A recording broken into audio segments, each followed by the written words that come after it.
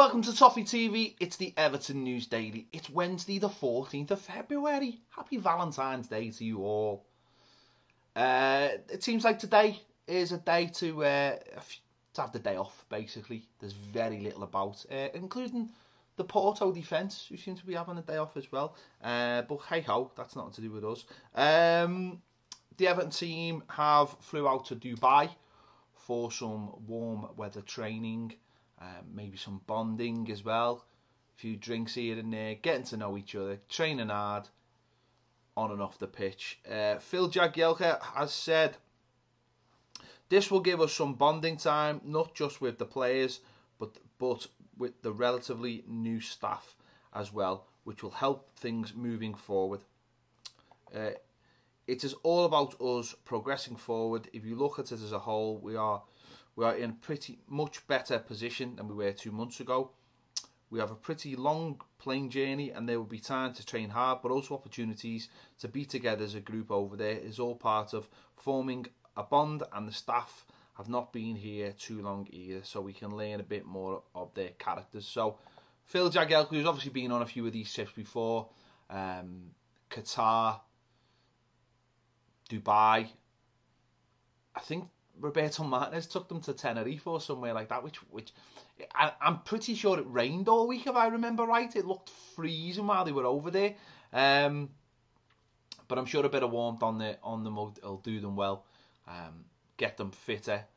The likes of Cenk Tosun, who mentioned yesterday that he was looking forward to training hard for a couple of weeks, because it's just for a week you're just focusing on training, and you're training in hot conditions, and you're getting used to really pushing your body for the last stage of the season. And don't forget, this is a team as well, or the majority of a team, that has played more games than anybody else with the Europa League and with the Premier League. So they'll be feeling a little bit, and a change is as good as a rest at times as well. So they'll be delighted to just get away.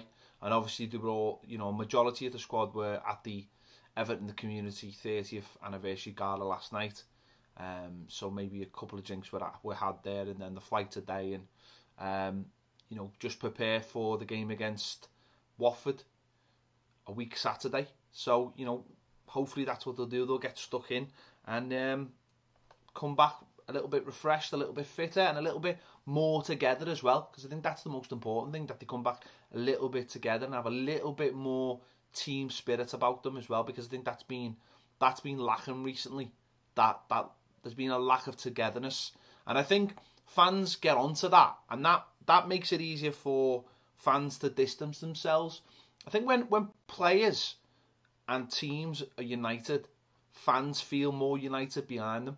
You go back to Moyes' era, he always spoke about buying the right characters and having the right spirit, and obviously the team spirit was magnificent, and if anything went off on the pitch, players would be there, players would be in the opposition's face, protecting their players. Yet this season, as we mentioned before, Cuco Martina at Lyon, James McCarthy, when he broke his leg against West Brom, Mangala on Saturday, there doesn't seem to be a feeling of that togetherness where players actually feel upset. Even I'm sure they are, but they don't really show it. It doesn't seem to be their first port of call.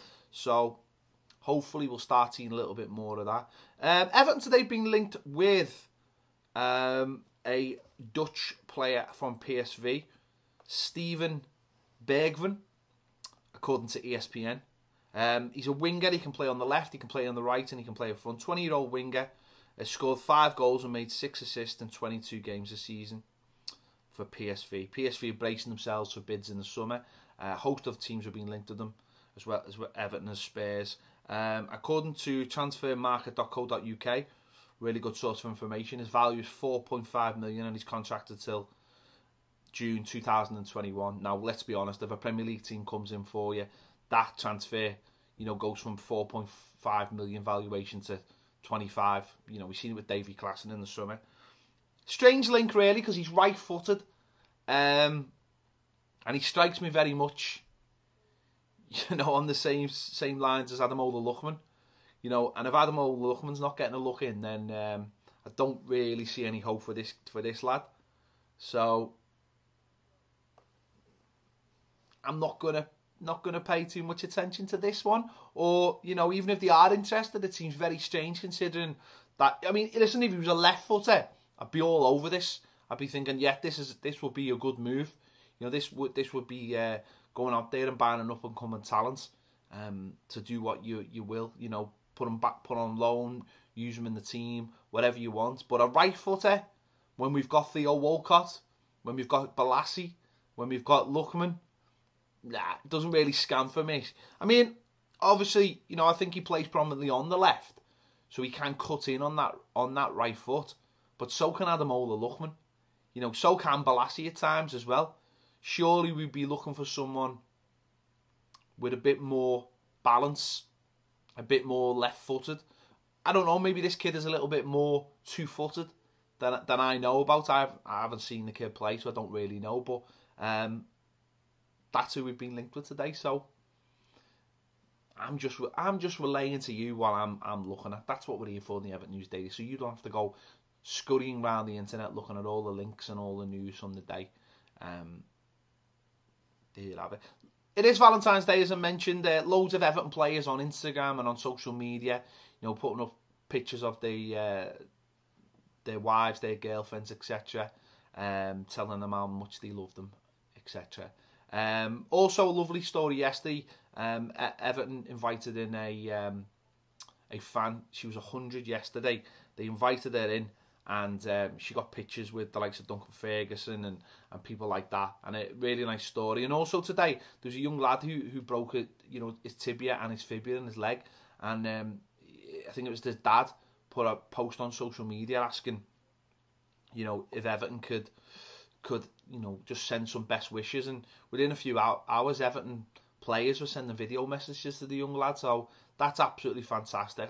You know, brilliant touch from the club and from those players.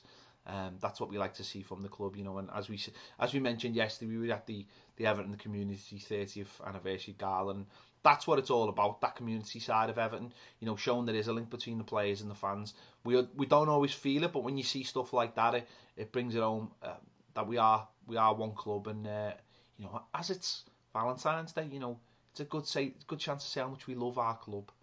So there you go. We've just put a video about Cenk Tosun, me and Baz. Go and check that out. If you're joining us on Patreon, there's loads of videos to go and watch. Go and watch them all. There's loads.